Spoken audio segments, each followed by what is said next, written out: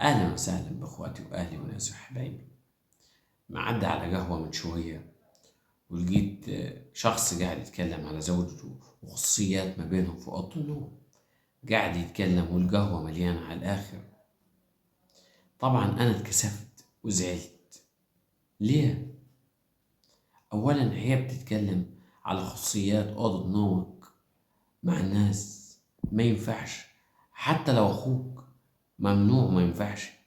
انت وزوجتك وربنا اللي شايفكم فقط. ما ينفعش اللي بيحصل كده. دي النقطة الأولى.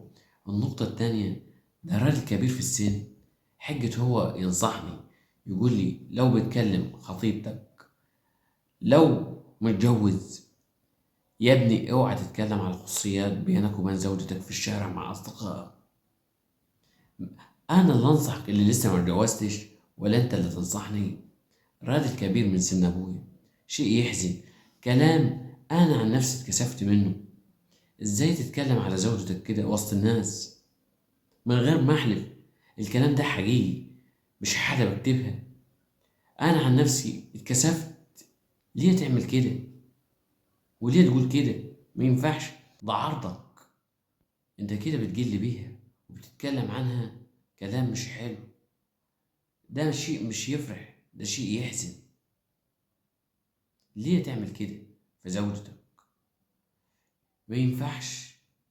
لازم نعلم الشباب الصغيرة ان ما ينفعش بينك وبين زوجتك، بينك وبين خطيبتك، بينك وبين صديقتك، واحدة راح تتقدم لها وتتكلم معاها، أسرار ما بينكم ما ينفعش تتكلم وسط الناس فيها. ممنوع. ده عرضك. فين العادات والتقاليد بتاعتنا؟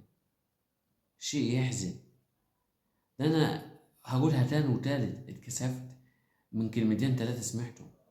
وهي سنه كبير، يطلع 60 70 سنة، والقهوة مليانة على الآخر.